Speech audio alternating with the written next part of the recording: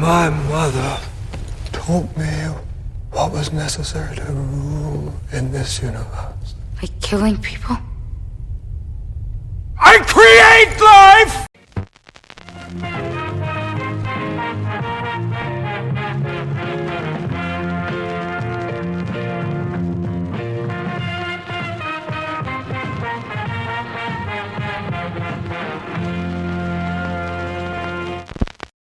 Hello. And Welcome to Bastards.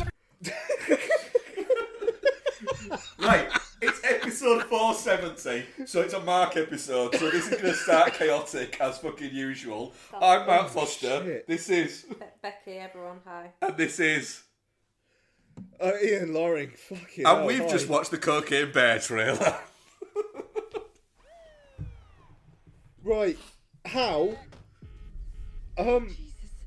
That, I mean, right, that could be fucking shit, Oh, it could be. but But, it feels like it knows it could be shit, and is just going, yeah, don't worry, we know. I mean, God, all I need is 90 minutes of a very, very high bear stalking people and killing them in a variety of ways, and that kind of feels like maybe what we're getting here. yep. I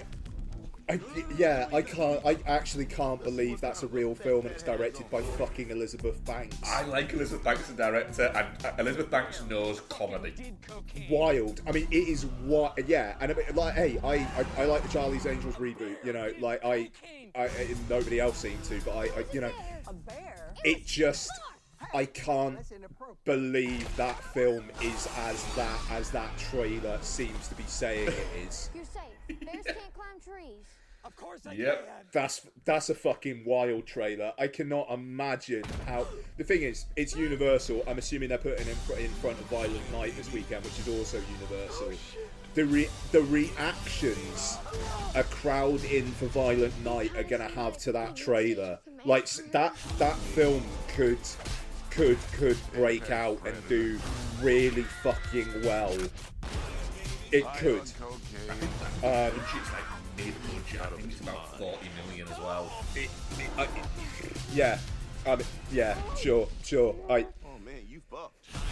I mean, when that poster came out yesterday with "Get in line" as the tagline, I was like, right, okay, that's what we're going for here then. And that trailer. The fact that bear looks fucked. That bear looks fun. Oh God. I am very, very, very, very fucking up for I say Whitlock Jr. just essentially just deadpanning his way through this. I mean, he's gonna do a shit at some point, isn't he? Oh, Like, it's gonna be glorious. It's gonna be at the best time. Oh shit. What? Oh, that's just fucking cheered me up so much. Yeah, I've had a rough day at work, folks, and that trailer has just reminded me that films are alive. Yep, it's just fucking come on, let's go for it. Cocaine Bear, baby. Fucking hell, that's a funny trailer. Yeah, Great. Look, I'm very much looking forward to this. I mean, I was already looking forward to it because it's Cocaine Bear. What's to not look forward to? What else have we got to look forward to? Well, you've got to look forward to us doing review of Bones and All. We're not doing Glass Onion yet. We're going to do that when it comes out on Netflix. Too many layers for us to cope with, It wasn't was there? too many layers for us to cope with. We couldn't peel back that onion this week. We could not. So yes, we've got Bones and All, which I think is going to be interesting. It's going to be an interesting review, that. Yes. I'm looking forward to that. We have some what we've been watching. I was wondering what sum we had there. Good job. Yeah. Some. Myself and Rebecca have ventured into the Motion Picture Corporation of America Christmas Oh, movies. fuck yeah, you have. I forgot about that. Good Yeah. times. All right. That may have worked a sleeping giant. Oh god, you can watch the rest of the fucking princess whatever shit ones on your own. I was just curious about what Lilo was looking like right now. I'm going to say this, I have a lot of lunch hours to do in December, so fucking Netflix and download is going to be a right treat. Fucking hell. Great. So we've got those, and we've got like the usual bits. We've just covered a trailer. We'll cover some more. We'll cover some news, bits and bats. Let's fucking go. We're a Pod Syndicate podcast. Listen to our friends' podcasts. Rewatch Project, Chinstroker versus Punter, his film Her Movie, Entertainment Landfill, and as such. So Ian, what's been happening in the old movie news this week? Fucking breaking news here as well. Oh, go on. What a show. What a show. Ang Lee has set his next film. Oh god. He is directing Bruce Lee, a film that will star Ang Lee's son, Mason Lee, in the role of Bruce Lee. Well, Mason Lee is Bruce Lee in Ang Lee's Bruce Lee. Mason Lee.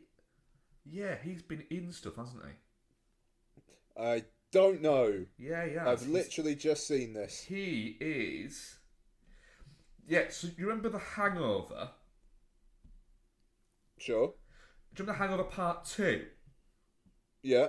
Do you remember Teddy, the kid that they lose in Yeah. Bangkok? Yeah, that's Mason Lee. That's Ang Lee's son. That's great. I mean,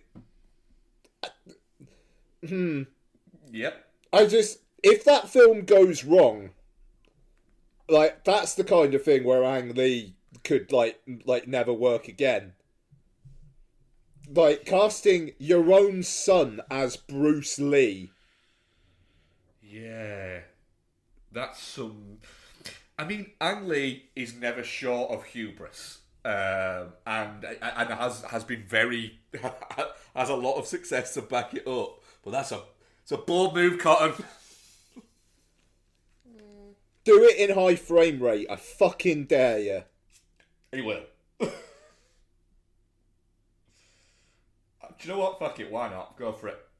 Wild. Like, yeah, I mean, yeah, no, yeah, sure, why not? But I mean, God, not only casting your own son in a film, but casting your son as Bruce Lee. Yep. Wowee. Okay. What else have we got? Have we got anything? Did we? I don't think we talked about last week the news that Blumhouse and Atomic Monster, James Wan's company, are looking to combine. Yeah. Very interesting that. The way that Jason Blum kind of approached the thing of basically saying, I know, I paraphrasing slightly, but he basically said, I know how to get movies made and how to make movies, but I have no original story ideas whatsoever. Whereas he has so many ideas.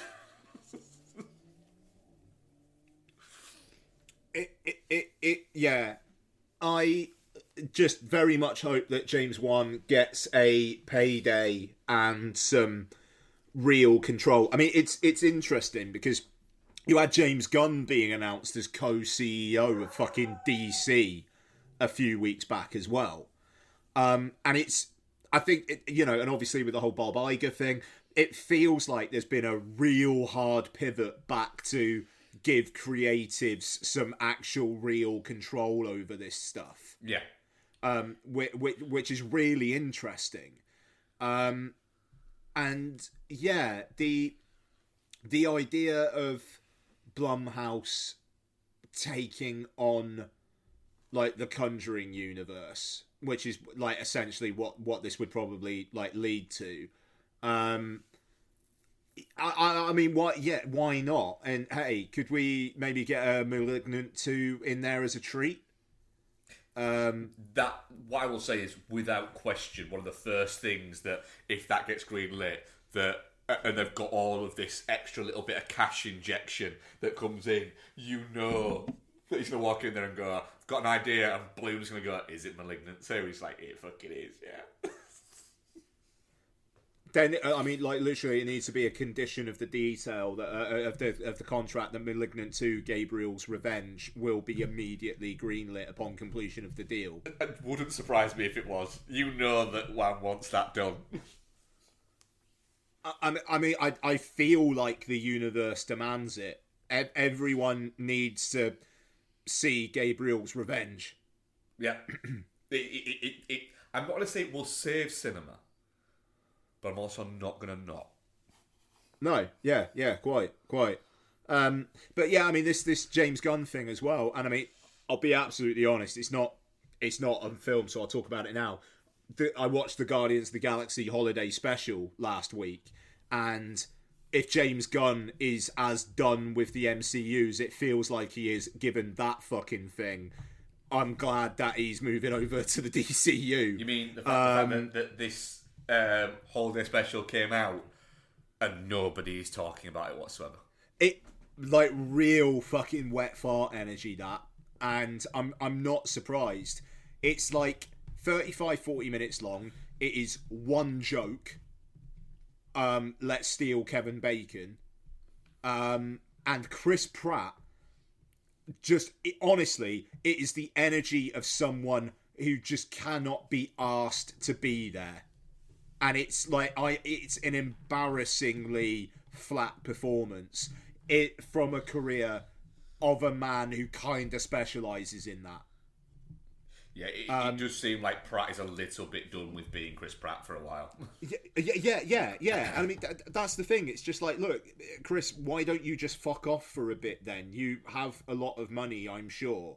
It's, play out your contractual commitments and then go. But I kind of feel like this Hollywood special probably wasn't a contractual commitment. But it's real fucking low energy. And like, the thing is, they introduce stuff in it that apparently is going to be important for Guardians Volume 3. There's a couple... There's a space dog. The name of... What's the Russian dog that went into space? Can't help but fit. Cosmo. Cosmo, yes. So Cosmo is in it, and it's just like... it's just in it. There's no context whatsoever. It's just there, and it's voiced by Maria Bakalova. I wish people would stop trying to make her happen. And so, like, Cosmo's there, but also, spoiler alert for the Guardians Holiday Special, it's, like, revealed, basically out of nowhere, that Mantis is Chris Pratt's half-sister. Oh, and the whole thing... Yeah. And the whole thing is about her wanting to give him a good Christmas because she wants to show how much she cares about him. Which, it's like... that's sudden. Anyway, yeah. James Gunn can happily fuck off to the DCU and do the DCU. It feels like, with his trauma sensibilities, DC is maybe more his vibe for pushing shit anyway. Does it seem a little bit like he is very much high on the smell of his own farts at the moment, James Gunn? What, James Gunn? Yeah, he is. He has been for a number of years, and I don't know. It's difficult because if you are James Gunn and you were the trauma guy and the guy who wrote the Scooby-Doo films, and then you wrote and directed Guardians of the Galaxy, and then suddenly you're hot shit. It's a less immediately repellent version of Taika Waititi. That's it. The thing is, I have enjoyed a lot of James Gunn's things that he's done. I am not sure I need a James Gunn overseeing Batman movie. Yeah. But, I don't know. Interesting. We'll see. Let's talk some trailers, shall we? Yes, we've already talked Cocaine Bear. So let's continue on the... How do we follow on from Cocaine Bear, though? Well, let's continue the praticisms. And let's talk the fucking heinous shit show colour that is the Super Mario Brothers trailer. It's a me, Mario. Woohoo! Yeah, gross. Yeah.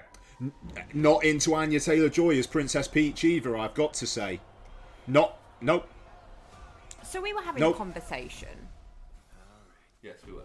about how all female characters in things now all suddenly have to be super self-sufficient and can't be a damsel, and honestly in real life it's them that end up saving the men at most points because they're such idiots and such bumbling twats, blah blah blah. It's a whole vibe right now, isn't it? Yep. Princess Peach has never been that character. Princess Peach is a plot point. She is a damsel that makes Mario go save her from Bowser. That's just like the whole thing, isn't it? I've not played many Mario games, but that seems to always be the vibe. I think possibly NES and SNES era. I'm not sure where it's at. I just feel like I there's mean- plenty of female characters in computer games that do have a bit more agency. If you want that kind of character in your movie, adapt those. Like, not Get all... Ellie from The Last of Us in there. Yeah. But like, there's the pink one out of like Sonic. She's an actual thing, isn't she? Rather than just a damsel they have to save. I never played any of God the later knows. Sonic games, but there's a girl one, and she's like a character, a Sonic? playable character that Don't know. Last one I played was the second one. I just feel like they're sacrificing the actual. I know it's weird talking out canon when it comes to something like Super Mario, but that's not the character. It really bothered me in this trailer. It's just like Princess Peach is not that person in the games, and it's like, why adapt it if you're just going to completely change it? I just Yeah. tore it. I don't You're know. diplomatic now, though. You agreed with me. I when agree we with were you. talking about I it. agree with you. Yeah, I agree with you. The bumbleization of Any male character in in anything. in any family Yeah. movie is getting a little bit odd. For me to notice it must be there. Charlie Day is Luigi. Absolutely fine with that. We've said before, Jack Black as Bowser. Yes, please. Seth Rogen as Donkey Kong. Should be Russell Crowe, but sure. It's... I don't know. It feel... Also, just like the Mario Kart bit, it's just like... You kind of... Shooting You could probably save that for the sequel, Yeah. could you not? Yeah, it is a little bit like that. It's like, so we're getting every single Mario-ism in this, apart from he didn't go down a pipe. He probably will do at some point. Would Do you reckon they know would it- deep would it down they're not getting a sequel? Would it surprise you? They probably will. Would it surprise you though? It's going to make all the money. It's going to make so much Sorry. money. reckon? Nintendo. Yeah, oh God, Everything yeah. I've heard yeah. about reaction to it is negative. Nintendo. No, right. No, so when I took lots to see Lol Lol Crocodile, the first trailer played, and the kids in that audience, the amount of them were just like, it's Mario, like literally hearing that. Like, that film coming out Easter next year is going to make more money than God. Yeah. Oh, fair enough. The thing is, the biggest selling Are they going to have anything left consoles to put in it? of all time are the Wii U, the Wii, and the is it Switch? Is it called the most modern one? Yeah. Yeah. Yeah. Nintendo's huge. It's going to make so much money because people who are slanging it off will go to hate watch it, and kids will go to enjoy it. And I hope they enjoy the living fuck out of it. Just why did it have to be Chris fucking Pratt? I don't care about being Chris I mean, Pratt. yes. I hate him. He's shit. Right. Wahoo! Let's a go. Yeah. It his does. line It delivery does in sound this like is he's like- done it over the phone Yeah. whilst eating a sandwich. But I mean, it's interesting though, because next year is going to be quite a year for video game adaptations. You know, because you've got the Last of Us series in January. You've got this in April. Eli Roth's Borderlands, starring Kate Blanchett. Yep. Wild. I mean, I imagine. I mean, that thing was shooting like during the first stage of the pandemic, so I would assume that's coming next year. There's a Netflix Horizon Zero Dawn show coming, maybe not next year. Amazon have got a Fallout show from Jonathan Nolan coming out next year. Like it feels like it's gonna be a big year for Hollywood's actually gonna take video game adaptations seriously now.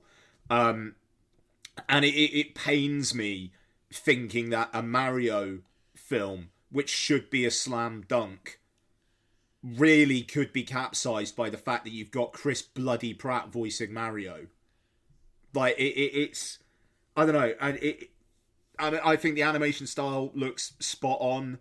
I like the voice cast apart from him and Anya Taylor-Joy. Like I say, the girl bossification of Princess Peach, as you guys have been saying, is just nah, mate. Like it's fine to not have her be that, and because it's a Mario film. But it's going to make more money than God. I would happily watch it in 4DX. I think that's probably going to be quite a fun experience, actually. And we'll see. I'm assuming the mid credits is going to be the emergence of Wario. Yeah. Which I hope is voiced by not Chris Pratt. Maybe that'll be Charles Martinet. Maybe that's who he's playing. Yeah. Sorry, the original voice of Mario. He's in this film, but nobody knows who he's playing. But yeah, I read somewhere that he was playing something to do. He was playing a version of Mario. I hope he's the Chris Pratt version is killed at the end of this and replace. Actually, do you know what he might be? It might be like he's the little Mario. At some point, like Mario's going to turn small, and then he's going to be voiced by Charles Martinet. Yeah, or some. Yeah, there'll be a 2D. Yeah, it's going to be that. This side scroll. You're right. Yeah, which would be quite fucking fun. When you finish saving the world. Written and directed by Jesse Eisenberg, so no thank you. I actually like the trailer for this. Yeah, so. And if you'd have said to me before I watched the trailer, written and directed by Jesse Eisenberg, Starring Triangle Face, a Julianne Moore, and then told me like what it was about, I'd have been like, you can get to fuck, that's going to be insufferable. And it may well be insufferable, but I did quite like the trailer. Yeah, I'm intrigued by this. Yeah. And we'll get on to it when we do Bones and all, but I quite like these slightly more peculiar movies that are getting made. Slightly more offbeat. Yeah, the fact that they're going to be in cinemas as well. Yeah, I think it feels a little bit like we've tramped through the hard times of it just being blockbuster shite. It does seem a little bit now that they're going, do you know what, we'll release that in a cinema. It's like, should we say, wow, release it in a cinema for a week. If it hits, it hits. We'll leave it there for a few weeks. If not, we still get to release it on a stream in a few weeks later. And that just seems to be a really good, like, well, why not idea. Yeah, I'm kind of keen for this one. Yeah. So what do we watch? White Noise. I know you've seen it, Ian, but the full trailer came out. Okay. Have you seen the film, Ian? Yeah. How is it? It's it good.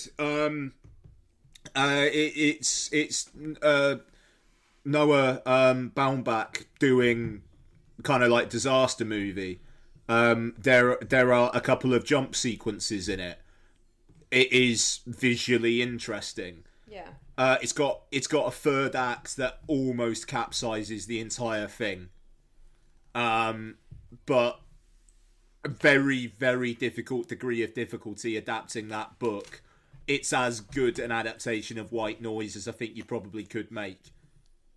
I'll be interested to see what you guys think of it. I haven't seen this trailer because I didn't see the point. So what does it look like to you guys? It looks like a comedy disaster movie. Okay. Is what it looks like. That's interesting. Not like out and out kind of fucking belly laugh comedy though. Just No, like it doesn't look like that a kind fucking... of dry Noah Baumbach kind of vibe. Yeah, but it does look like a comedy. It is pitched as a comedy movie. Yeah. It's pitched very much as a offbeat family are in dire situation, and are kind of dealing with it in offbeat way. Oh my god, like that disaster movie, that cartoon one that came out last year. Was it The Mitchells or something? A little bit like that, yeah. Like that, but like real life. Yeah. Oh my god. Yeah. That's potentially a little bit mis-selling. Yeah, I was watching going, I don't think this is going to be the film, but I get why you're doing this as the trailer. I think it looks really good. What else did we have? What's that one we watched at the cinema? Violent Night. We watched that one at the cinema. Yeah. Yeah, I'll definitely go see that. I will definitely. Well, we will, because I think we're reviewing it next week. It's apparently good, like actually good. My only I'm excited. worry about it is it's an hour and 40 minutes. Yes. What, are you thinking, like 10 minutes too long? Yeah, 10, 15 minutes too long for the premise of that movie. That worries me. Yeah. But Yeah. I am also looking forward to going to see my second John Leguizamo movie in a few weeks at the cinema. Yeah, fair. Mm. We also saw... What? Oh god, what was it called? I don't know. Two Silent Girls or something. Oh, The Silent Twins. That's it, yeah. That's not on her IMDb page. Cool. This trailer confused the shit out of me. At first I thought it was a horror film. About like these twins who get revenge on society or something. But then as the trailer went on, it was like, oh, this is supposed to be heartwarming. That was weird. You really like look at this, don't you, Becky? Yeah, I think it looks really good. And the thing is, Letitia Wright, however problematic she may be, I do find her an interesting screen presence. I do like watching her. I think she's crap That's fair. in anything I've ever seen her in. That's fair. Yeah. Yeah, I think this looks really good. Cool. Not so that. Shall I watch this one on my own? Yes, you can, because yeah. When I was turning around saying in the cinema, I look shit, and you went, "Oh, it's really good." I was like, "Really? Okay, fair enough." Yeah, yes, that's one you can watch on your fucking own, you loser. What? Wow. It's okay. I'll be watching like a Christmas Prince or something like Yeah, that. yeah. Yeah, you will, because you're an idiot. Yep. Hey. Anything else that you can think of, Ian, that we've missed? No. It's weird. We usually save a big one, but I think we spent our load. Oh, we also watched the Old Way trailer, the Nick Cage Western. Nick Cage Western. Obviously, I'm sold. It is, Becky, but there was a bit in it where somebody opened something and you thought it was a laptop. And it's set in the Old West. None of these people have Old West vibes. Do I'm not. fine with that. None of them have Old West vibes. I'm fine with All that. of them look like they are in costume, waiting to get a photo taken at an Old West town. Oh my god, yeah, they do. Yeah. It's a Yes. weirdly put together trailer. I'll watch it. Nice. It's, but you watch this really going, wait, so does Nick Cage have the moustache just when he's a bad guy? Or is it flashbacks? Or is it all the time? It's weird. You'll have to wait and see, won't you? Apparently. Yeah. Right, let's move on to our feature review. We had all done with trailers there, aren't we, guys? Yeah? Yeah. Nothing hiding in the wings? Yeah? Cool, right. So it's Luca Guadagnino's Bones and All, starring Taylor Russell, Timothy Shells, Mark Rylance, Michael Stuhlbarg turns up, Jessica Harper's there, Chloe Sevigny turns up, we're all spoilers all the time with no fucking hands. David Gordon Green's in it, which is a weird one. I'm gonna be.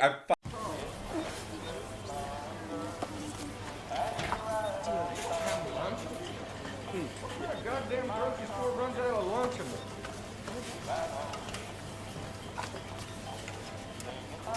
Excuse me? Oh, you trying to run me down? I asked the question. Hear this, you dumb Hey, hoe. don't talk to her like that. Hey! You're out of control, buddy. You with the store or something? No, I'm not at the store, but I'm gonna escort you out of it. Fucking see what happens. See what happens? Yeah. What's gonna happen? Something bad's gonna happen? Yeah. Outside. We're going outside. You enjoy hassling people, man? Is that what you do on Saturdays? You done a good job? Right. Give me my hat. Fascinating now to find out what IMDb is going to fucking say about this one as it's as the synopsis. I think it's tried to be a bit like... Well, this is what IMDb says the synopsis. Merrin, a young woman, learns how to survive on the margins of society. Missing out that she's kind of a fucking cannibal. But they're like cannibal cross vampires, in a way. But they're vampires. But there's vampire vibes to it. They have to do it rather than choosing. They have to do it rather than choosing to eat it. There's a compulsion, and there's a lot of them. And I'm going to say this now before we get more into the movie. It goes from Marin having never met another one to meeting a lot very fucking quickly. That's a fair point. Like a lot. Really fucking... I thought I was the only one. 3 weeks later, just fucking everywhere. Well, no, because... Well, no, there's a line at one point where she says, like, I think... fuck me, my brain today. Mark Rylance is like... You'd never met anyone. She's been like, oh well, people look at some people look at me. I thought people were just looking at me funny, and it's like the indication there that she's been in contact with them, but they just haven't said anything. Yeah. So, but they do seem rather forthcoming all of a sudden. That's for damn sure. Yes. Becky, what do you think to Bones and All? Well, that first bit under the table properly takes you by surprise if you go into it knowing nothing, doesn't it? Yes. Yeah, it does a little bit.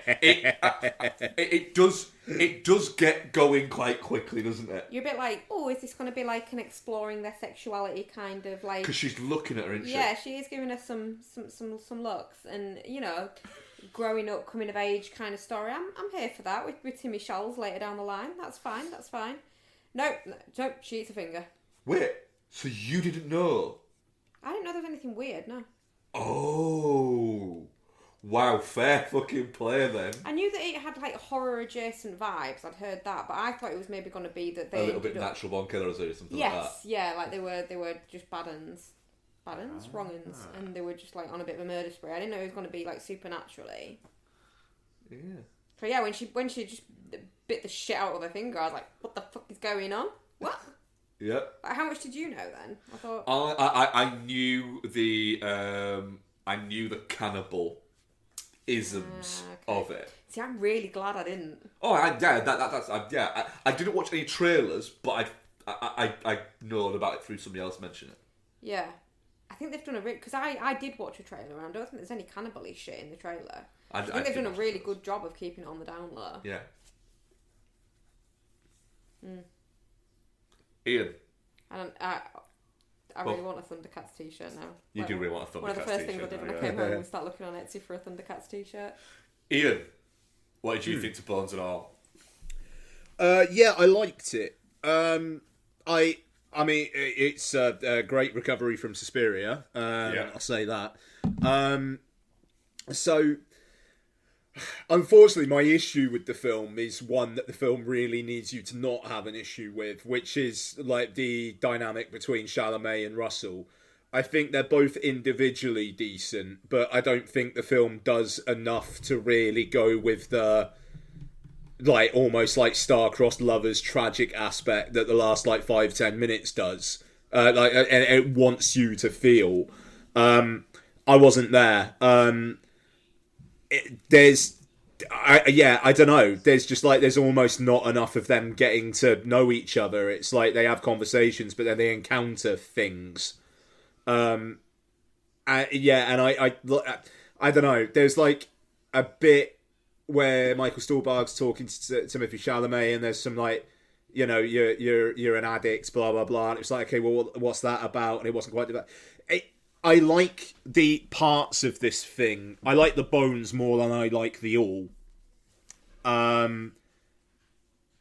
I thought Mark Rylance was good. I quite enjoyed him. Last scene, I was talking to Jordan, like on a WhatsApp chat about it, and I agree with him. This is his point. You don't need that last scene with Mark Rylance. Yeah, I agree with you on that. It's just It's just it's too much, and it should have ended with them sat on the hill before it ends with them sat on the hill the way it does.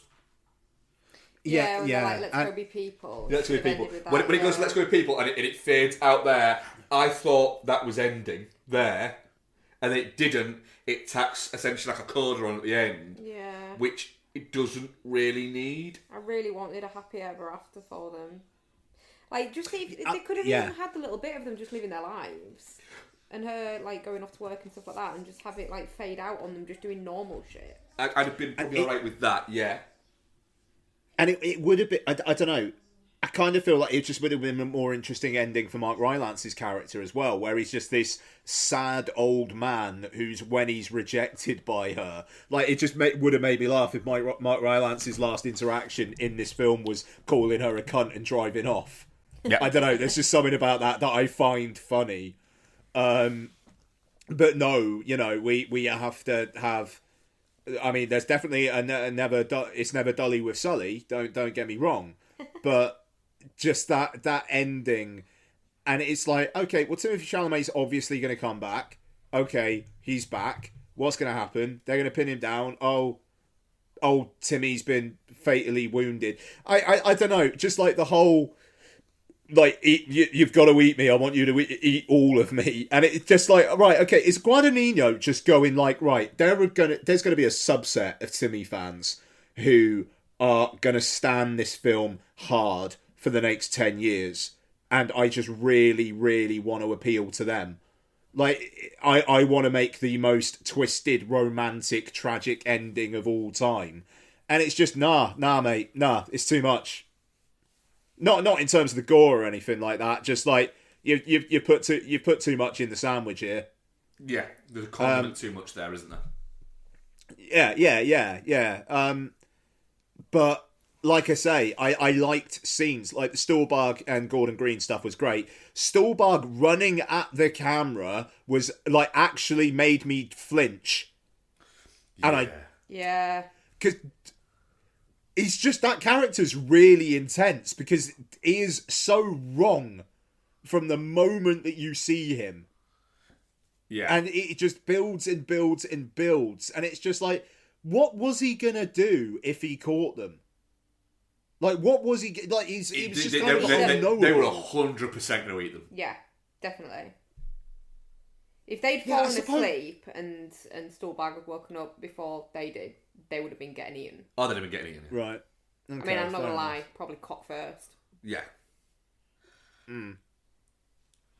So I agree that the... Oh, sorry. I agree that yes, it should have ended 10 minutes before it ends.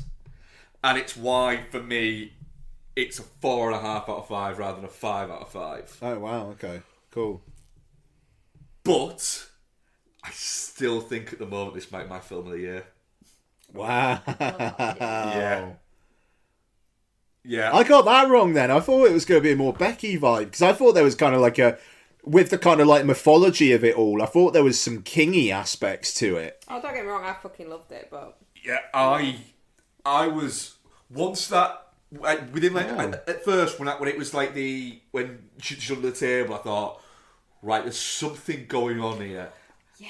And then the bite, I was like, oh, all right, go on then. No, but the way that it all plays out right at the beginning, when it's like she's like, night, goes off into a room, and then he comes over and like locks the door, and you're like, fucking hell, why is he locking her in a fucking bedroom? Overprotective, wanky dad guy. Yeah. And then it's like, oh, that's why. Yeah. Oh, okay. But then, like the fact that it goes hard there, but then like 2 minutes later, it's like.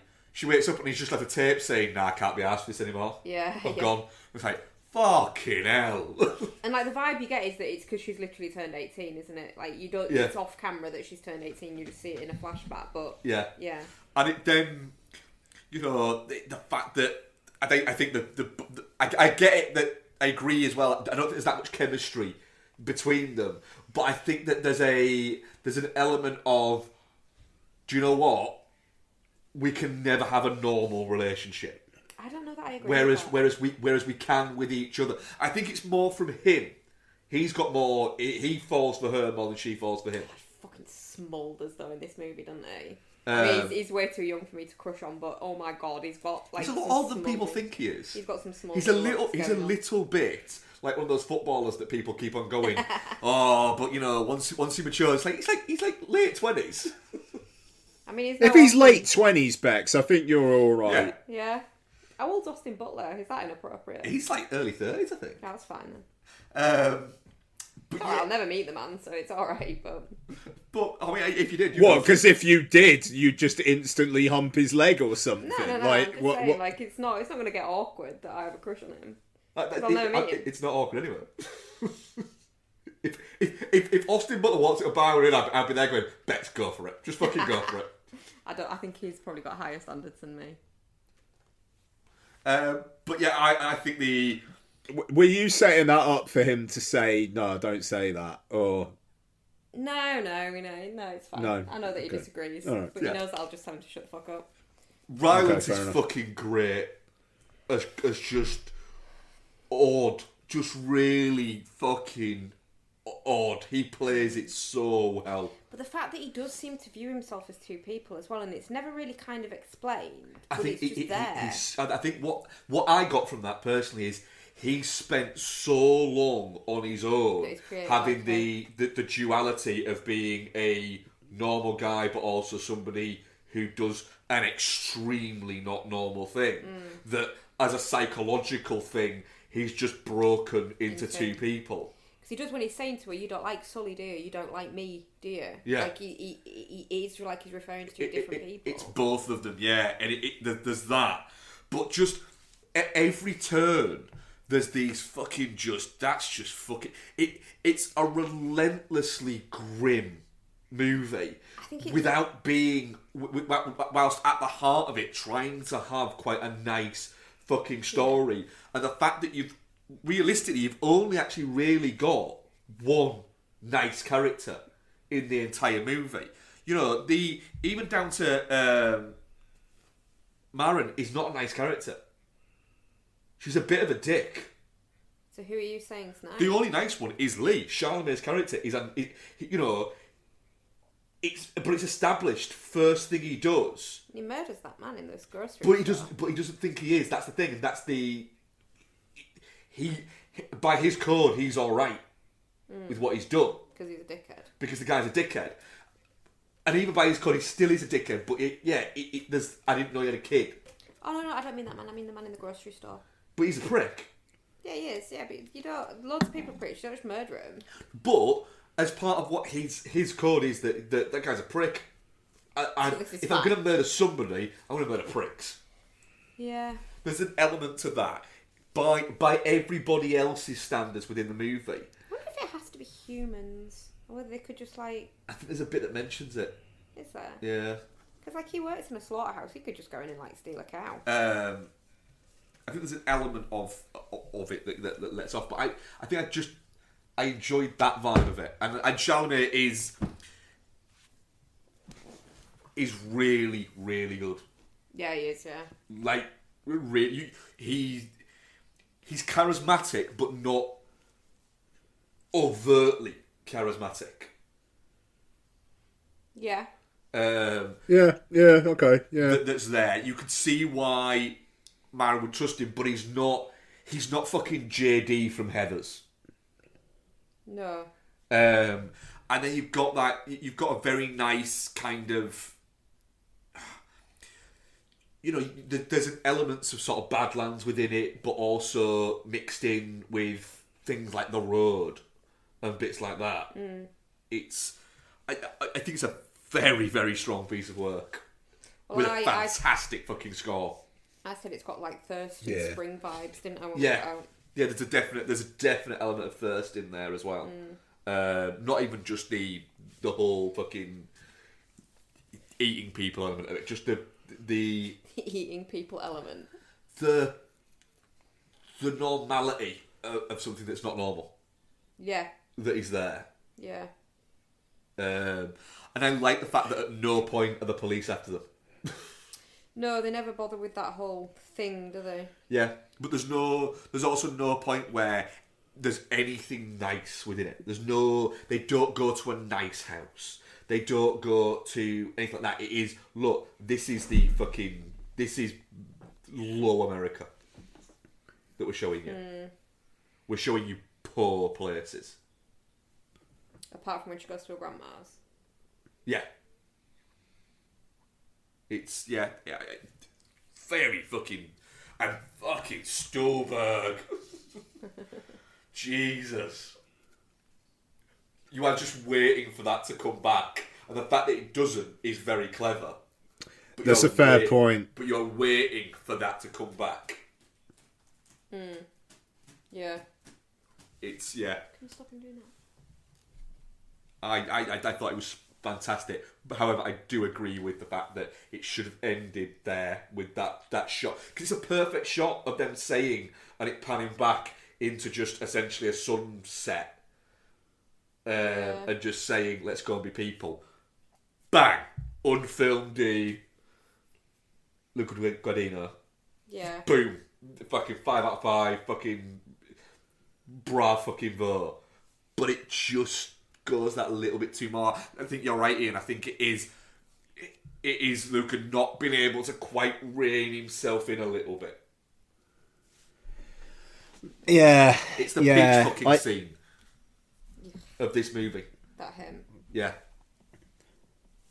It just I get it, and if I was more into the central relationship, I think I would be more into the ending. But they never truly clicked together for me as strong as I thought they were individually. I mean, I think that the reason is it's because there's a thing where he says earlier that if his sister wasn't there, he'd probably kill himself. Yeah. And then the fact that she's now dead. Yeah. It is very much, I don't want this anymore. Yeah. I don't want to be saved. I know, but he had her instead then, didn't he? But I think that there was almost an element of existing as what he existed as was too much for him. Yeah. You know, there's a bit in it where she says to him, after they've killed the not gay dude, Yeah. where she says, you know, why don't I feel anything about it? Because she doesn't, and she's mentioned that, the fact that she doesn't feel bad about any of it. Yeah. But he does seem to feel bad about it, and she doesn't have the demons that go with it.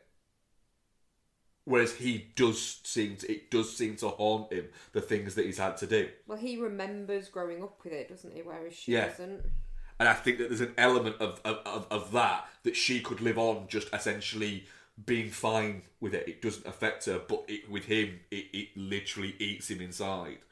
Yeah. And so the only thing he had that was kind of like pure was his sister, and he doesn't have that anymore. So there's an ultimate tragedy to the fact that I think it's as much that as it is anything else. Yeah. Poor Timmy Charles. I'm glad you guys liked it as much as you did. I'm stunned by that, Mark. Fair play. Yeah. Like it's that's fantastic. But I mean, look, hey, definitely not shit. Not going to be turning up in my top 10, but it sounds like we're going to be discussing it, and that's cracking. Yeah, I thought I was going to enjoy it, because Ian, you'd said there's a lot going on here, and it's interesting as fuck. So I thought, all right, yeah, I'm going to enjoy it. I didn't think I'd be sat there throughout the entirety of it going, this is fucking beautiful. Well, that's another thing, isn't I it? just Go on. sorry, Bex, go on.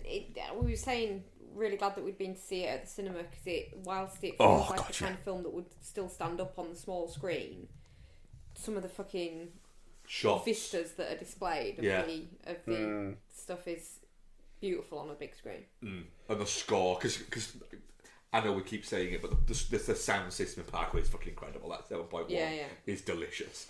The score was just brilliant.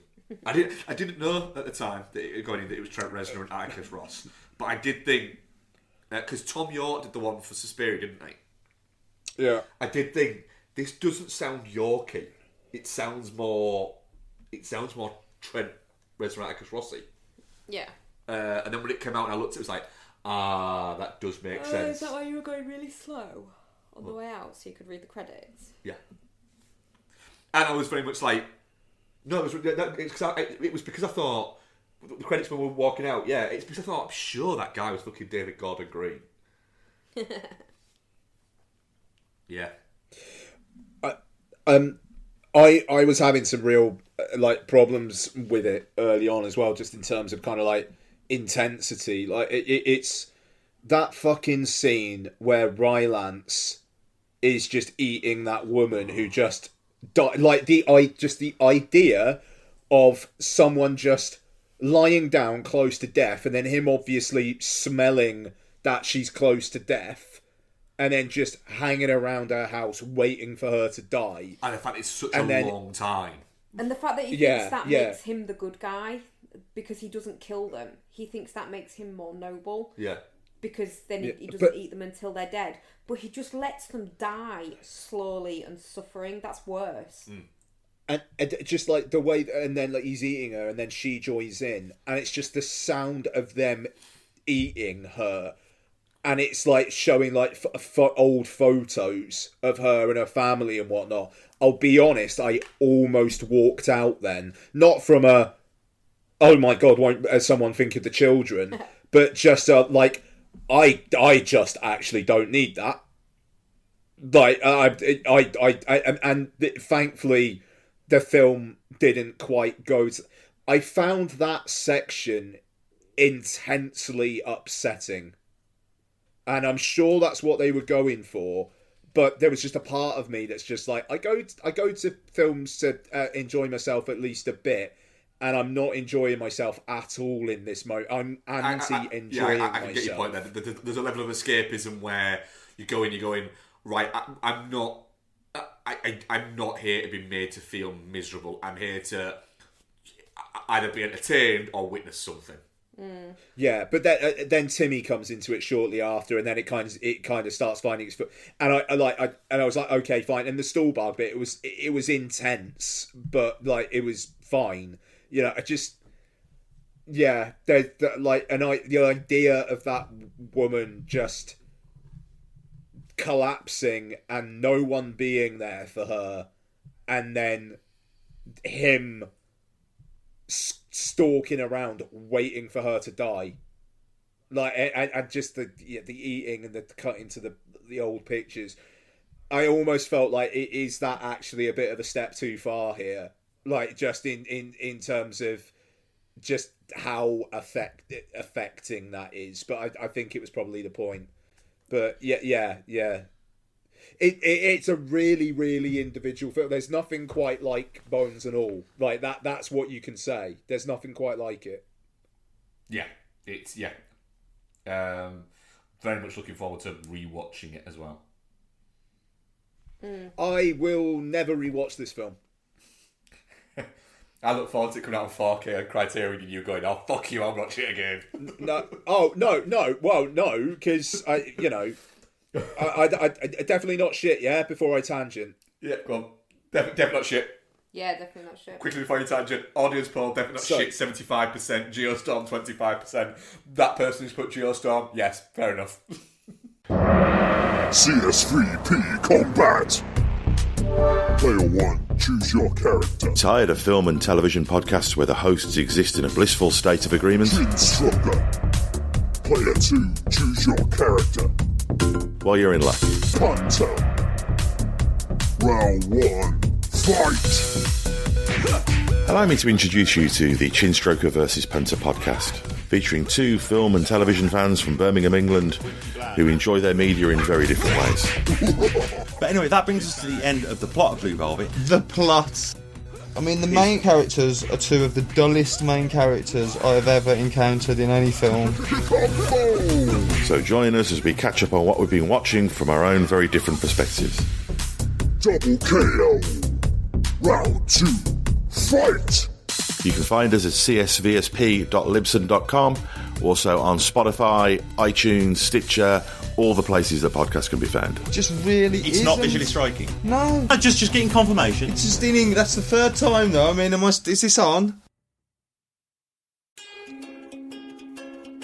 Hey, Hannah, I think you really can't beat a good rewatch of a TV show. Would you agree with that, love? Oh, yes, I would. Marvel's Agents of S.H.I.E.L.D. I think during, global pandemics, storms, all of these things, it's quite nice to just sit down and burn through something that you've seen a million times. Absolutely, nothing like a binge watch. Star Trek. Babylon 5. Because you could sit there for hours looking at serial killer documentaries. Absolutely, that doesn't Netflix. make you a weird person at all. It doesn't. Yeah, you could watch documentaries that all seem to be about women killing men. Love you, darling. You could put off watching Daredevil for the 30th time. Harry Potter. But really, you can't beat immersing yourself in the warm jumper of a rewatch of a show or a franchise. Beloved franchise. Lord of the Rings. Twin Peaks. From VHS compilations recorded off television with the ad breaks, cut out of course, to DVD box sets of Sex and the City and, I don't know, Smallville.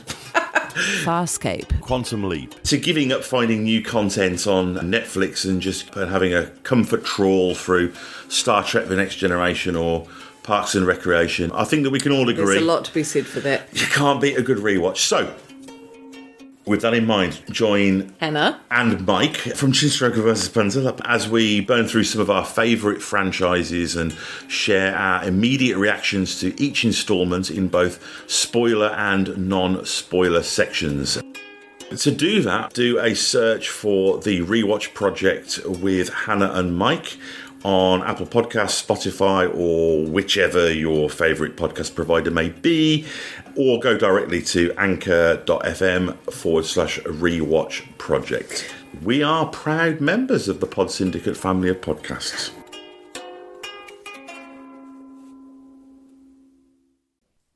Ian. Yo. So, I'm fairly certain you sent this to me. Oh, yeah. Yeah, I did. Yeah. The HD VHS. It's wild, isn't it? Did you watch the full video?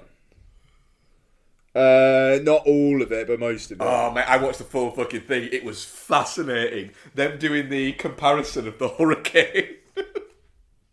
Oh, it's wild.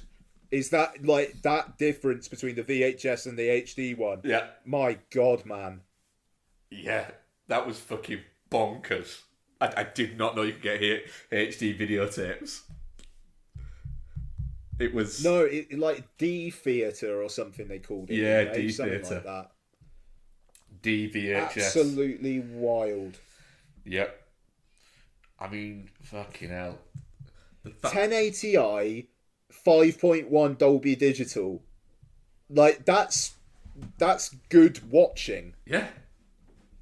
Mad, isn't it? It's bonkers. It looked really fucking good. Yeah. Holy shit. Alright. Delve a little bit deeper into it. Do you know whose idea it was? And who owned the company?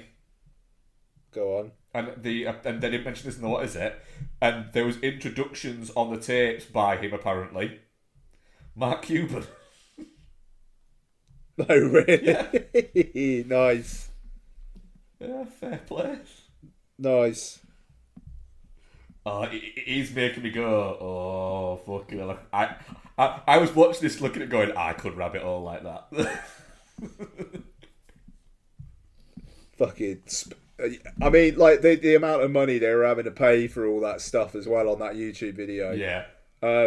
Yeah, it was Linus Tech Tips, I think, was the YouTuber. Yeah.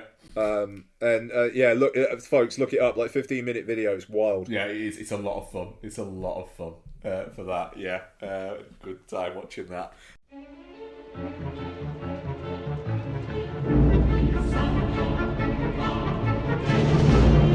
I've been down here too long. It's time for me to ascend. From the sewers of Gotham, a new villain emerges.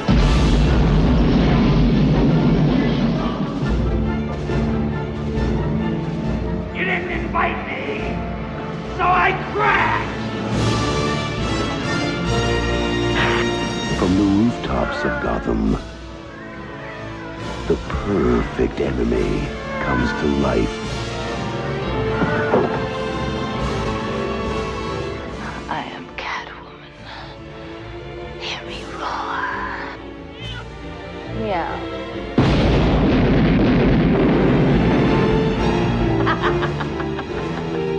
And the only one who can save this city is a creature of the night.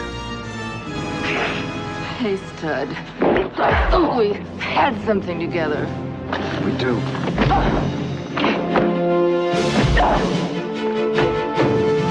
While she craves a romance she can sink her claws into, You're catnip to a girl like me. he plots a foul reign of destruction. My dear penguins, thanks to Batman, the time has come to punish all of Gotham!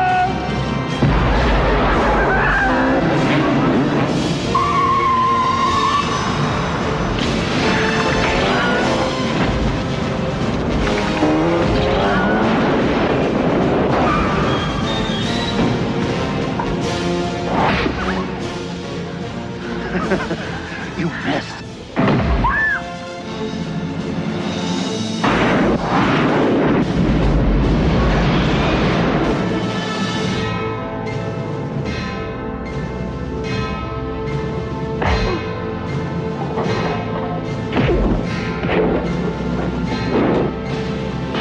Above Gotham looms its greatest hero.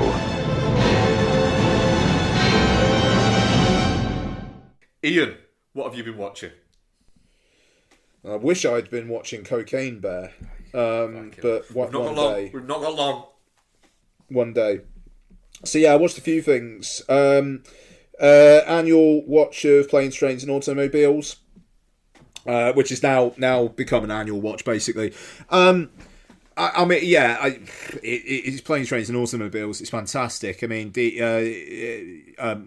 you know, people like me. My wife likes me. It just gets me every time, especially when you know the end. Yeah. The Steve Martin F-bomb scene is one of the greatest minutes or so known to man. Just the whole, have you got your rental agreement? No? Then you're fucked. It's just perfect. And yeah, I mean, it's great. I don't think it's a 5-star banger. Don't get me wrong. It's I don't know. It kind of feels like it could come off the rails at any time. It feels very bits put together. And I think maybe that's because it's just constantly on the move. But there's something about it that doesn't quite make it 5-star material for me. And the thing is, I can only watch that film on Thanksgiving. Yeah, that's I it. can't watch that film any other day. We missed it Thanksgiving this year, so I can't watch it till next year. And I think it's about the first year in about 10 years I've missed it. Yeah, no, sure. What I will say, the iTunes 4K looks like shit. Yeah, it does look good. Digital noise reduction all over the place. People look waxy. It looks like the old Predator Blu-ray at moments. So so Planes, Trains and Automobiles. Ticked off a couple of Christmas watches. Rewatched Arthur Christmas, the Aardman film. It's kind of a big one in our household. Weirdly, we've watched it a number of times. Just find it very charming. It's just a nice little film.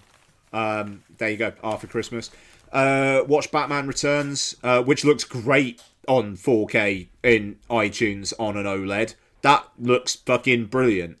And that again, Batman Returns, not a 5-star banger. I don't like it as much as the first Batman. Like there's a lot going on in that film. It's also a film where Batman / Bruce Wayne does not say anything until about 40 minutes into the film. That film is way more interested. Ooh, what's going on? someone's just been plugging something in. About 40 minutes into the film, but Danny DeVito should have won Best Supporting Actor at the Oscars that year. Yes. It is an truly unhinged performance. It is one of the weirdest horny films ever made. It is incredible just how horny Penguin is and how disgusting he is. It makes me laugh. There's some just the pussy I've been looking for. Just whoa, all right then, buddy, calm down. I always do love, just like you said, just how much DeVito just fucking goes for it. Yeah.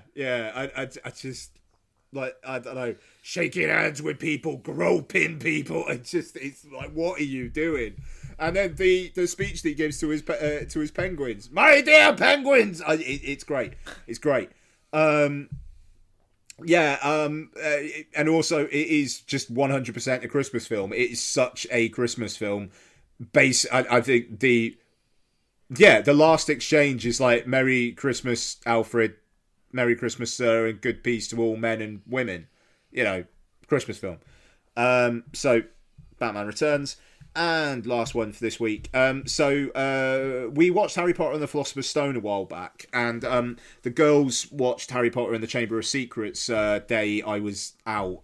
I don't know when that was. But we watched Harry Potter and the Prisoner of Azkaban, and Lottie is like vibing with these films. Azkaban is great. It's the one directed by Alfonso Cuarón. It's the one with the Dementors. And it's got a mood all its own. It's relatively self-contained.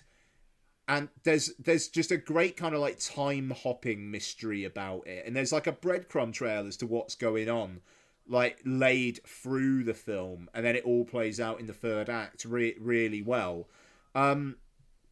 It's introducing characters that are going to be in future ones, but it also actually does just tell its own story very well, and all in just over 2 hours.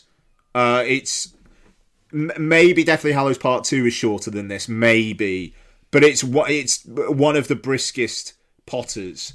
So we quite enjoyed it. It's we've the best already one warned for me is Azkaban. I think that's going to play out for me. We've already warned Lottie that someone dies in the next one, and the next one things start getting a bit more grown up.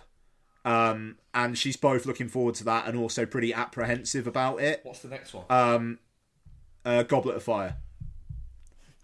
Harry, did you put your name in the Goblet of Fire? That one.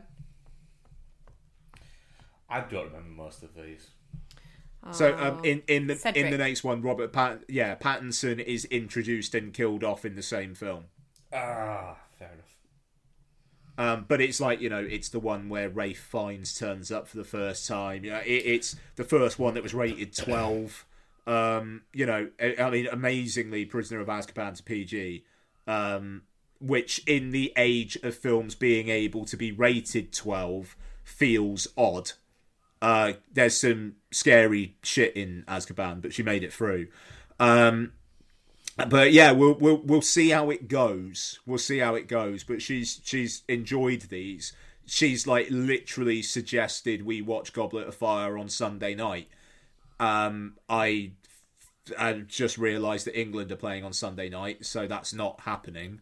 But we will watch it, and I'm very, very glad that she's vibing with them. So yeah, Azkaban, good time. That's it for me. Ooh, Bex, what have you been watching? On my own? Hi. Nothing. What the fuck? Nothing at all? No. Well, Haunting of Hill House, and I've been reading The Stand, but no. Alright, well, shall I do mine that I've been watching on my own, and then we'll do ours that we watch together? Go for it. So, I rewatched Coyote Ugly. Of course you did.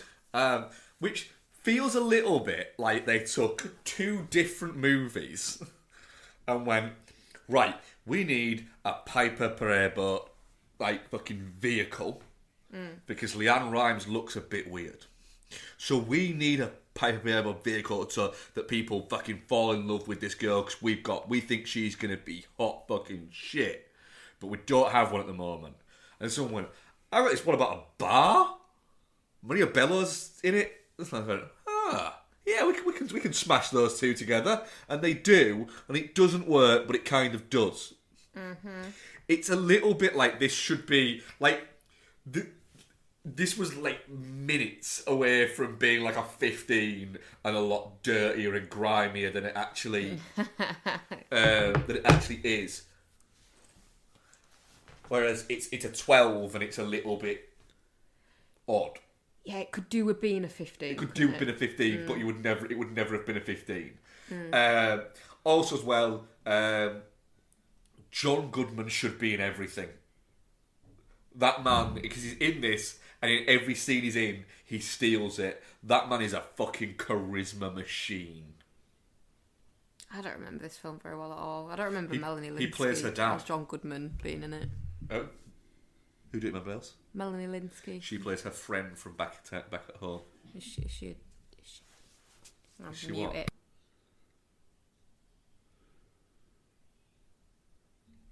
What? No, because I don't want to be...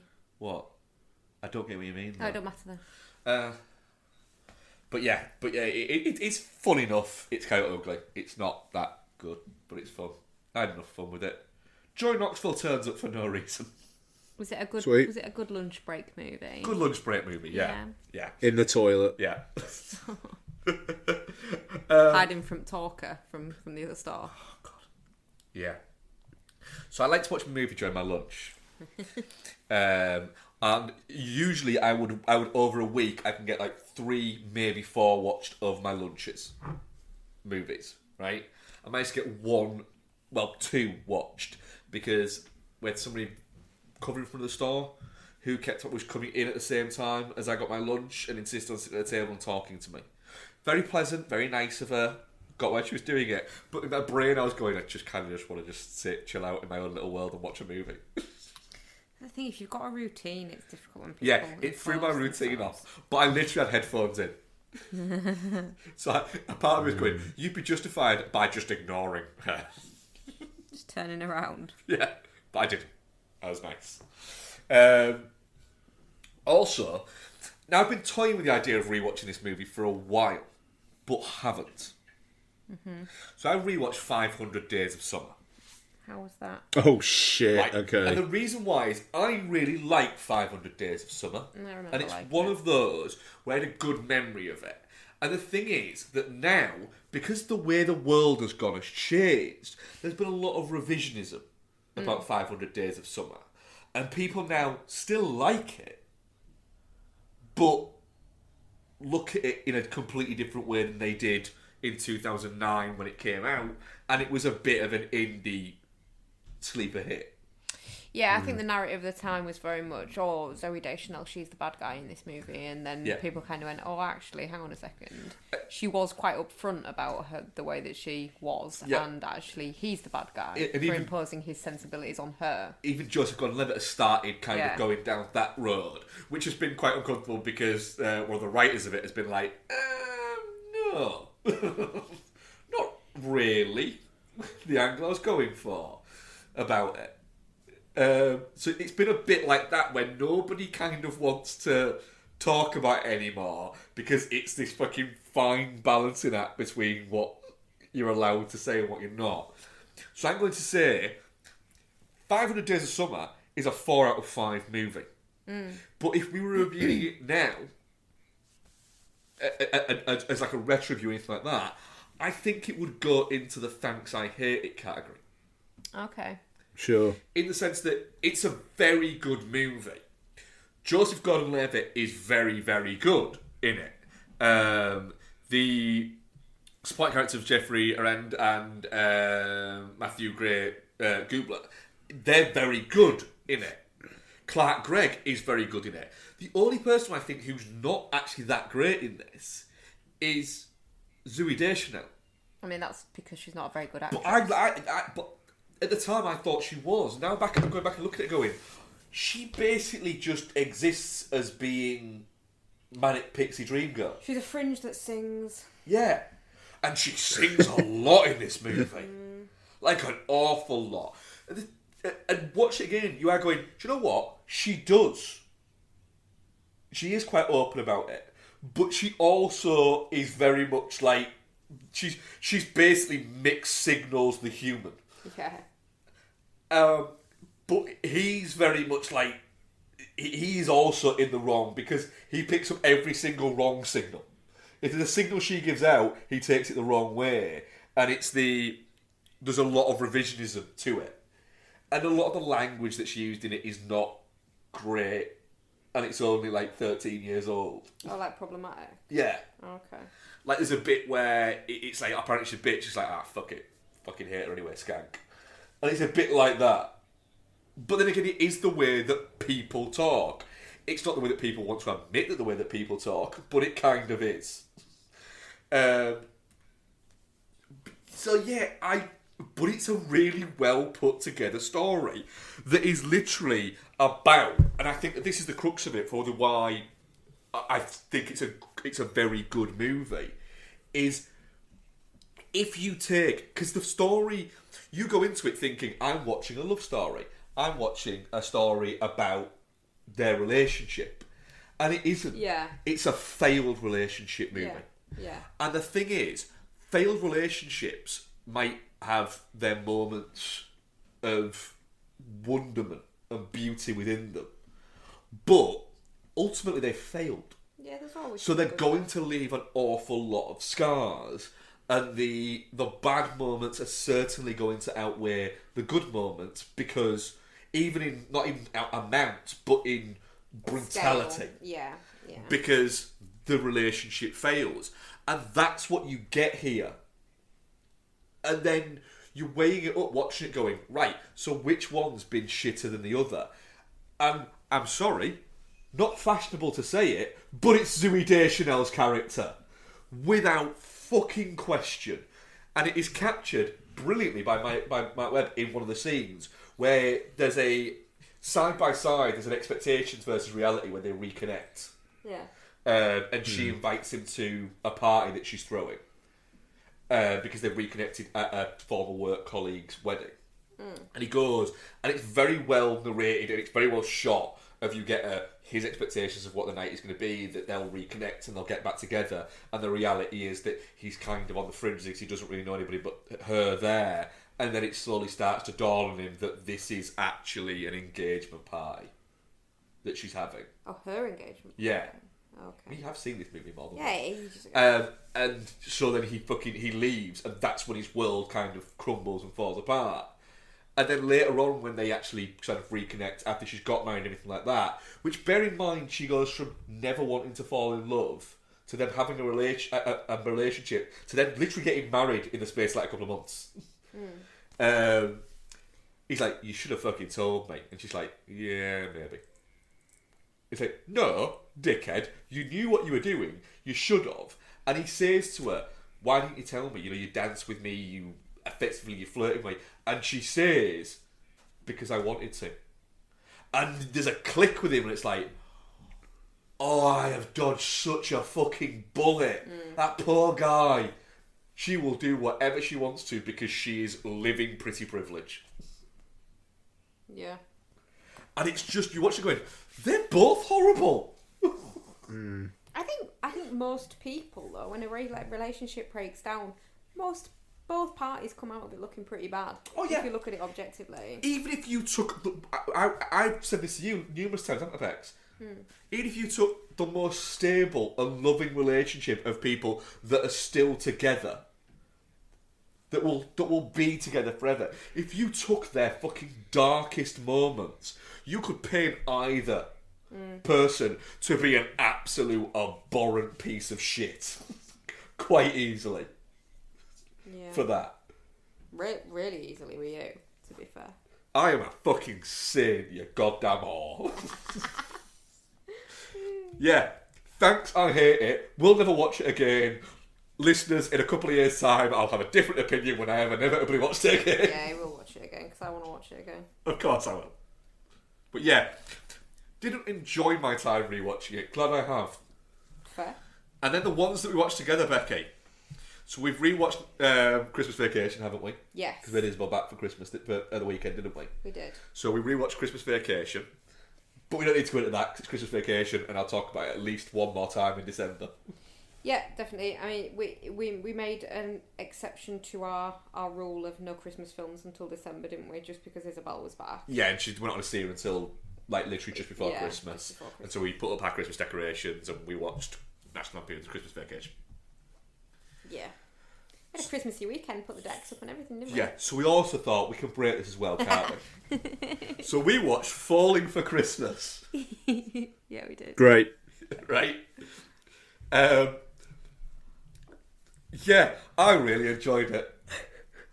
We'll enter my Christmas rotation. It's one of those tacky Christmas shops in film form. Yeah, it is. But it's perfectly inoffensive. It's It's nice to see Lindsay Lohan back and not looking fucking sketchy as fuck. Yeah. And, yeah. Feels like the actors were paid in look, they're getting to stay in a nice place and Lindsay Lohan's here. Yeah. Looked like it was a laugh to film. Looked like it was filmed in like 10 days. Yeah, that kid was a lot though, wasn't she? The kid was a lot. Couldn't get over the fact that fucking when I'm watching going, Claude Overstreet is nowhere near as attractive enough for the role that he's playing. But he is so nice. He does seem nice. Blew my mind once I realised where I recognised George Young from. Who? Tad. Oh. Where from? He's fucking Krakoa in fucking Malignant. Oh, Tad. Yes, yeah. Sorry, I think it said the dad. Bloody hell! Did you not notice that? Wow! I was watching going, wow, fuck, where did I recognise this guy from? And then looked at it and was like, holy shit. I am now at will watch anything with that guy in. Hang on. Lindsay Lohan's like boyfriend at the start of this film is the cop from Malignant. Yes. That's wild.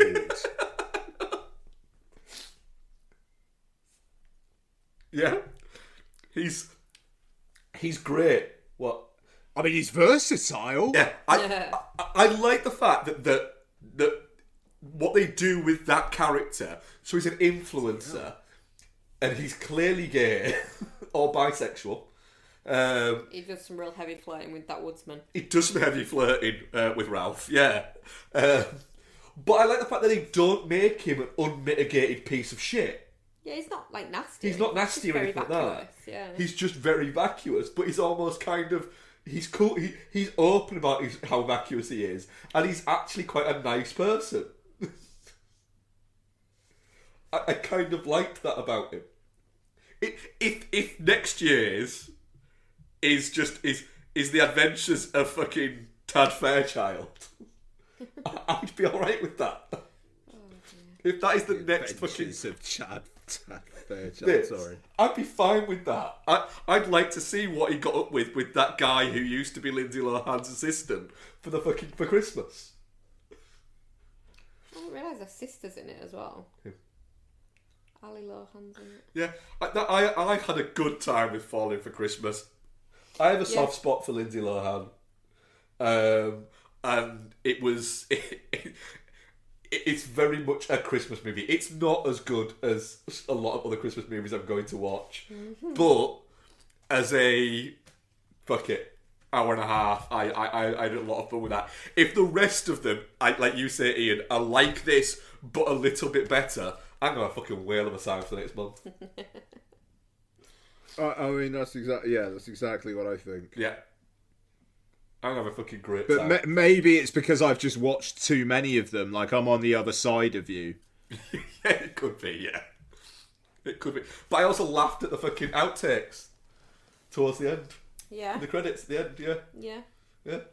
That guy bitching, who played her dad, bitching about the muscular guy behind him trying to full focus. Yeah. That was funny. That's great. That was up there with fucking Bring Me the Mustache of Wilfred Brimley outtakes. No, and do you know what? I think there's a lot of people out there that are probably kind of rooting for Lindsay Lohan to make a bit of a comeback and be happy and healthy. Yeah. And it's nice to see it. Yeah. And a good sound. And she's got magnificent fucking hair. She does have magnificent hair. And a good rack. I wasn't really looking at her rack, but It's there. I'd kill for her hair. Fight. I'm not fighting about the rack. I'll fight about the hair. Alright. I was fighting about the rack. Fuck you, not bad. You know what I was saying about the relationship things where someone can be portrayed as a piece of shit? Yeah. Tick. Be loads of ammunition for you. Yeah, it would be. You're a real dick. You're no princess yourself. Fully disagree. I'm a delight. So do we have any else? No, we don't, do we? No. Right? We haven't watched Live, have we? No. Let's go for questions. We do have some questions, I'm sure we do. Well, actually, no, let's go for the question that we asked. That we asked our people. So our question for you this week is, what Christmas films are in your must-watch rotation? Paul Llewellyn says, so many that it's getting difficult to fit them in each year. Sympathise with that. Longest running where I've seen them at least once a year since release are Scrooged and Christmas Vacation. Most recently added is Happiest Season. It's not great, but it's worked its way onto the list. Rick J. Kidd. Gremlins, National Lampoon's Christmas Vacation, Muppet Christmas Carol, Scrooge, Nightmare Before Christmas, Krampus, Blackadder's Christmas Carol, and Morecambe Wise Andre Pevin sketch. Yeah. There's some that are peripherals that I would say are ones that I like to get to, like Happiest Season, like Holiday, like the what's it called, Fat Man. But the absolute definites are Die Hard, Home Alone, Jingle All the Way, It's a Wonderful Life, Muppet Christmas Carol, Scrooged, Krampus. I think that's and Christmas Vacation. But have I already said that? Yeah. Yeah. But that's probably because we watched it twice. Yeah. We usually watch it twice every year. Yeah, they're the definites, and we normally watch Planes, Trains and Automobiles for Thanksgiving, don't we? But we forgot this year. Yes. Ian, what are yours? Yeah, I mean, probably unsurprising stuff, to be honest. I mean, Scrooged, Christmas Vacation. I mean, if we're talking every year, then yeah, definitely those two. The Holiday is a big one for Don and I over the last few years. Die Hard, like pretty much every year, I think. Die Hard, Black Christmas. Yeah, I mean, I think those are like the perennials, and then I like try and fit others in as and when. So, like Batman Returns, I don't watch every year, but I did this year. You know, Arthur Christmas. So things like that. I'm planning on doing Die Hard 2 this year because I never get around to watching Die Hard 2. So yeah, there's a fair few, but I try not to overextend because Christmas comes at you quicker than you expect, I think. Klaus and Pottersville, I'd like to try and fit in as well this year. Oh yeah. Good shout. Pottersville, I'm going to fit in. Pottersville is on my list. I will watch that every year because it's just an awful lot of fun, and it makes me feel Christmassy. Yeah. But Christmas Vacation, yeah. Holiday, yeah. It's not an every year one, though, it will be an surely. every year one. Yeah. That could be an Games. early December one, though, I think. Yeah. Reindeer Games. Reindeer Games, yeah. I will be watching 8-Bit Christmas again this year because I've really enjoyed 8-Bit Christmas. Yeah. Fair play. What else have we got? Krampus, yeah. It's a Wonderful Life. Oh shit, Krampus, good point. Yeah. Jingle All the Way, Home Alone, we'll watch The Happiest Season. And one that I think I usually watch this on my own, usually after you've gone to bed on Christmas Eve. Is it Tom and Jerry? It's Tom and Jerry, The Night Before Christmas. Last year. Yeah. Because we watched it with the cat. Yeah, that's an absolute must because I love that film. And the thing is, every year I have to scramble to try and find it somewhere. Yeah. Because it doesn't exist anywhere. I think a couple of years ago I found it by downloading. It's in 5 bits on like a YouTube channel somewhere. Downloading all of them, then cutting it myself. No. Yeah. But yeah, it is fantastic. But yeah, that's mine. So yeah, we do have questions. We have 2 questions from Rick. Couple of questions. What sites do you use for the latest film trailers? And what movie character would you like to invite round for Christmas dinner? I just use what is now the Rotten Tomatoes trailer channel on YouTube. It used to be movie clips trailers. Yeah. But that's exactly what I use. Yeah. It's the easiest one. It's probably not the most complete, but it's there. And I can subscribe to it. It is indeed. And it shows me them. There. Yeah. What movie character would you invite round for Christmas? Definitely not Clark fucking Griswold. I mean, mine probably would be Clark Griswold. It's a disaster. No, I'd want to go out of Clark Griswold's for Christmas. No, because then Ellen would be there in the titty blouse. Yeah. I mean, I'm fine with that. Yeah. Yeah, I want to go around there. So I'm inviting somebody round for Christmas. Which movie character? Who'd be a laugh at Christmas? You laughing at the picture? Yeah, it's good. It's the cat. That's good. Yeah, who'd be a laugh at Christmas? Oh, you want someone drunk with a cheeky edge to them. Can I just have Russell Crowe? Not even a character. Can I just have Russell Crowe? John Goodman in King Ralph. Oh, that's a good one. Or like Rodney Dangerfield in anything. Rodney Dangerfield from Caddyshack. Yeah, that would do. Fletch. Fletch is a good one. I do like Russell Crowe. Just though, Russell Crowe. going back Yeah. to that. Yeah. I reckon it'd be a great Christmas. That Ed Harris's girlfriend in that short from Creepshow, just dancing, pissed. Well, that's a specific. That's way too specific. Fair play. I just want the vibes. She brings good vibes. Fair play. Cocaine Bear. Cocaine Bear. Hell yeah. Yep. There you fucking go. Ian, what are we covering next week? I believe it's going to be Violent Night. Woo. Let's go. Yeah. Looking forward to it. Good time ahead, I reckon. Yeah.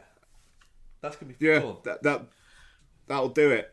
I kind of feel like we might have just some like one main review shows coming up. I feel like that might be good for our sanity. Yeah, it's a little bit, eh? Yeah. You know, like this show, take the Sherlock Holmes bit off, it's probably going to be about an hour and a half. That's probably best for everyone. Yeah, I think we've made a conscious decision to not take on too much to make it so that it's more difficult for us. Yeah. Yeah, and also I'll be honest. And I'll be honest. I think since I stopped drinking, I think these shows have been shorter. Like in all seriousness, we've had short shows for the last few weeks, and I haven't been drinking during any of them. And I kind of wonder whether there's maybe less tangents and less me just going But we love a tangent. We do love a tangent. We've been having them. We've been having them. Yeah, we've still been rocking a tangent. I know. Right. Well, that was episode 470. Thank you very much for joining, Rebecca.